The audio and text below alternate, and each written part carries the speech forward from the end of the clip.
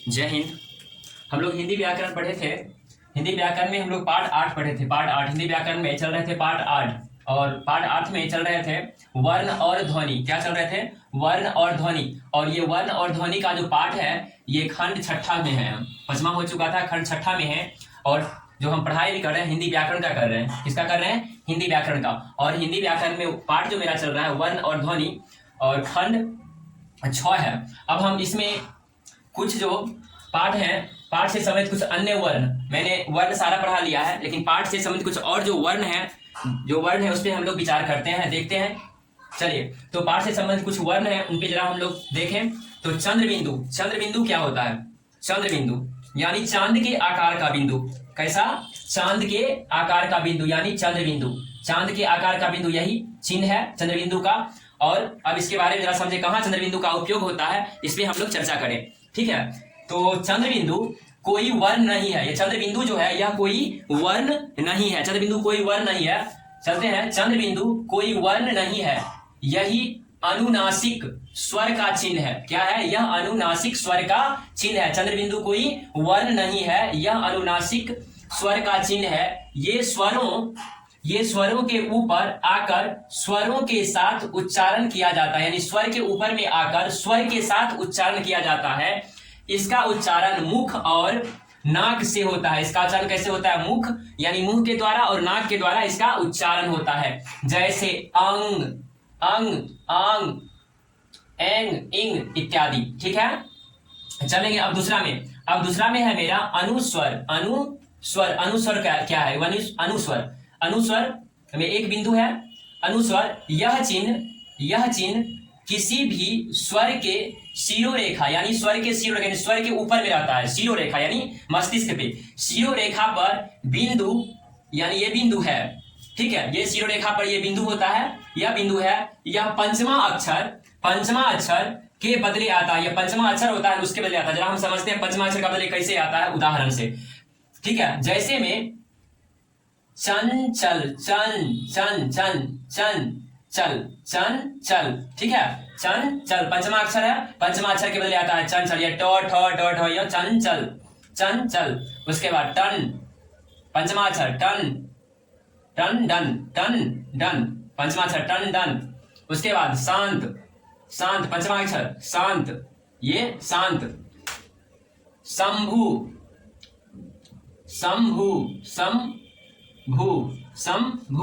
पंचमा अक्षर शंभु। कंकन,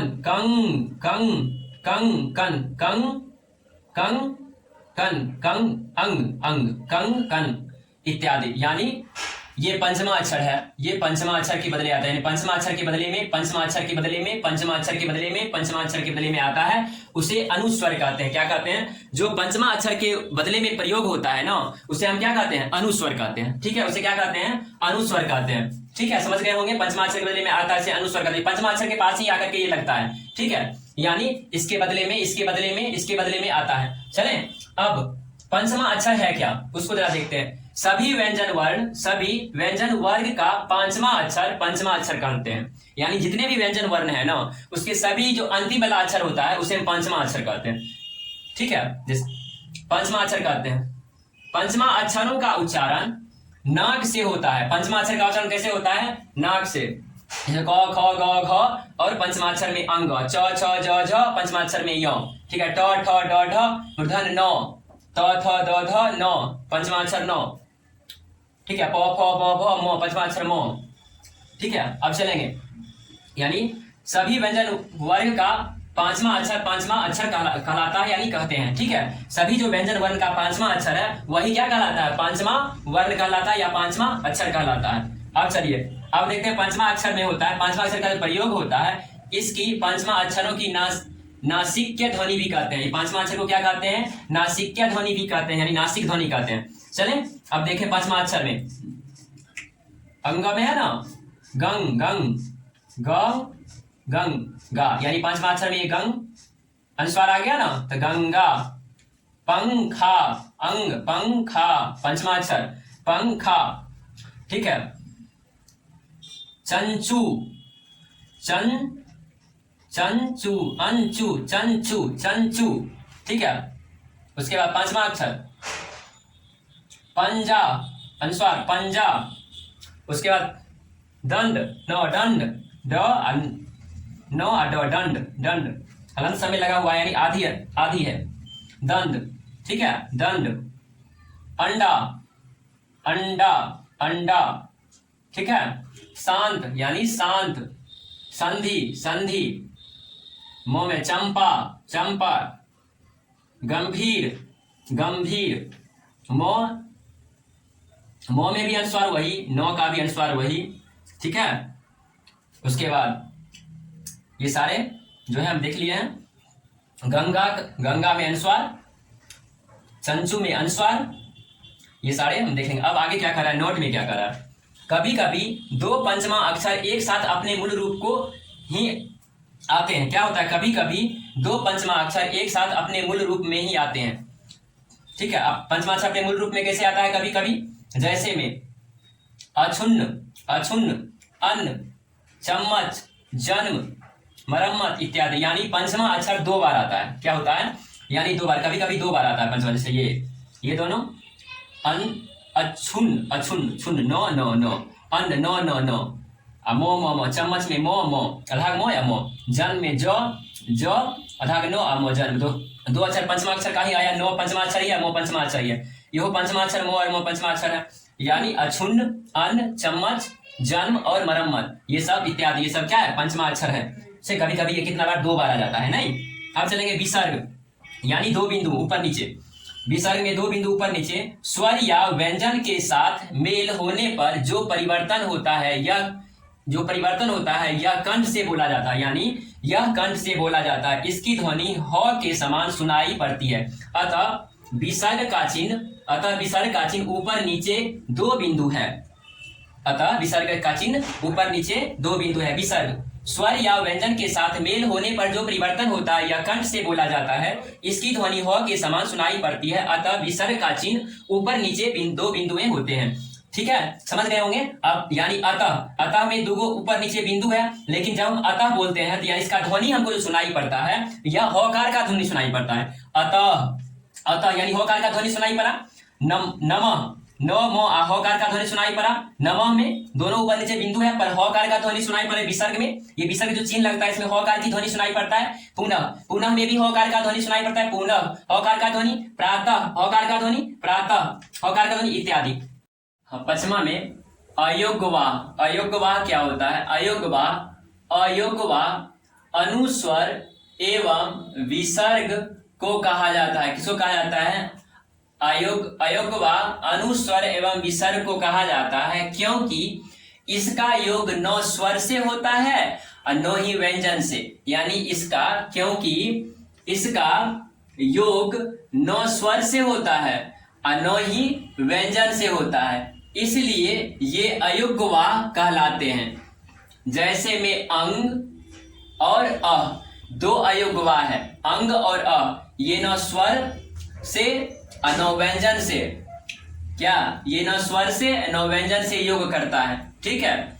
तो इसे हम क्या कहते हैं, अयोग्यवाह कहते हैं, ठीक है। अब चलेंगे हम छठा नंबर में। छठा नंबर में अक्षर, अक्षर, अक्षर, ठीक है। अक्षर है क्या, ठीक है। छठा नंबर अक्षर, अक्षर है क्या, स्वतंत्र रूप से उच्चारित होने वाले सार्थक शब्द या ध्वनि कोई सबसे छोटी इकाई को अक्षर कहते हैं, ठीक है। फिर पढ़ लेते हैं। अक्षर स्वतंत्र रूप से उच्चारित होने वाले सार्थक शब्द का या ध्वनि की सबसे छोटी इकाई को अक्षर कहते हैं।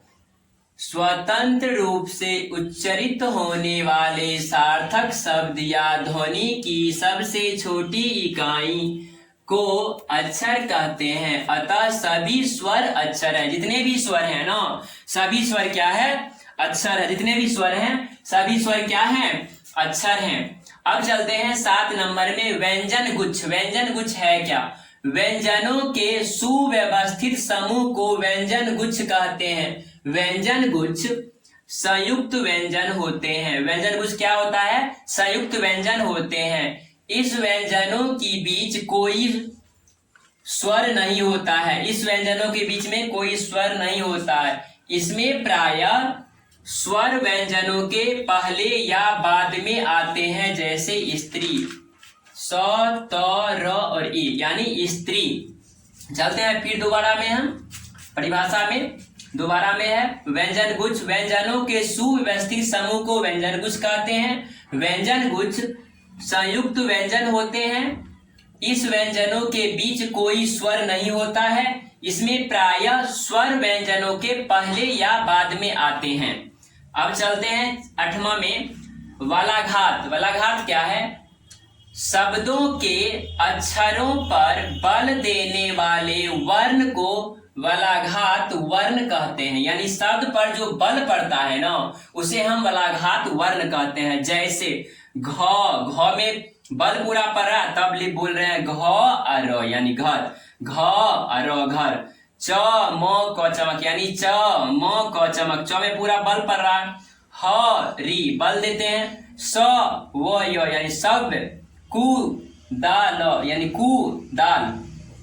प ढाई विद्यालय, यानी कहने का मतलब पूरा बल पड़ रहा है इस शब्द से। घर, चमक, हरी, सव्य, कुदाल, पढ़ाई, विद्यालय, इस सब में पूरा बल पड़ रहा है। इसे क्या कहते हैं? इस प्रकार का वर्ण को वलाघात वर्ण कहते हैं। चलिए हो गया।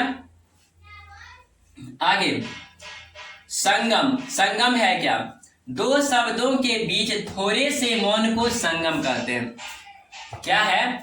दो शब्दों के बीच थोड़े से मौन को संगम कहते हैं। जैसे में तुम हारे, यानी तुम हारे, यानी तुम हार गया, तुम हारे, यानी मो और हा के बीच थोड़ा सा विराम, यानी मो और हो जो बोलते हैं उसके बीच थोड़ा सा विराम, यानी तुम हारे, तुम हारे।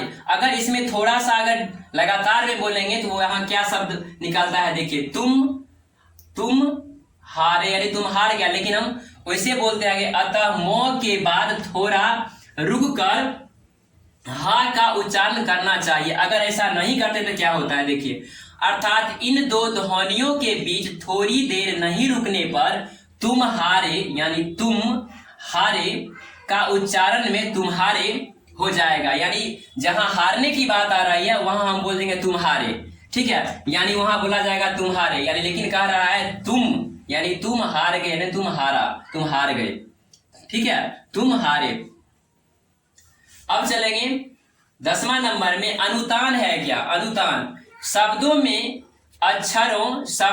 अक्षरों को तान कर भाव प्रकट करना अनुतान कहलाता है। अगर कोई शब्द हम बोलते हैं ना और उस शब्द को भाव तान कर बोला जाना, उसे हम अनुतान कहते हैं, यानी अनुतान वर्ण कहते हैं। चलते हैं अनुतान वर्ण में है क्या, नोट में पढ़ते हैं। अनुतान वाले शब्दों को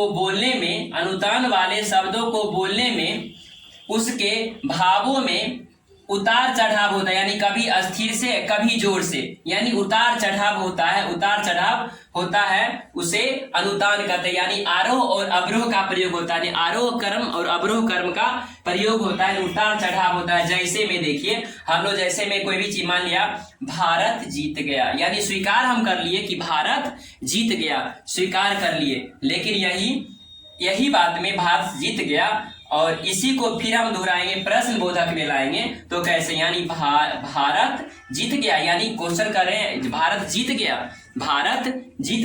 क्वेश्चन हो रहा है, यानी प्रश्न हो रहा है। उसके बाद तीसरा में भारत जीत गया, यानी आश्चर्य कर रहे हैं, भारत जीत गया, आश्चर्य कर रहे हैं, भारत जीत गया, यानी बात वही है, भारत जीत गया, भारत जीत गया, भारत गया। लेकिन एक क्वेश्चन मार्क्स में अंतर होने पे, ठीक है, यानी स्वीकार व बोधक शब्द, उसके प्रश्न बोधक शब्द और आश्चर्य बोधक शब्द का प्रयोग होने पर वही शब्द अलग अलग रूप ले लिया, यानी वही शब्द अलग अलग रूप ले, भारत जीत गया, भारत जीत गया, भारत जीत गया, ये सब अलग अलग एक ही शब्द है पर इसका अलग अलग रूप ले लिया, यानी स्वीकार बोधक हो गया, प्रश्न बोधक हो गया और आश्चर्य बोधक शब्द का प्रयोग हो गया। इस प्रकार के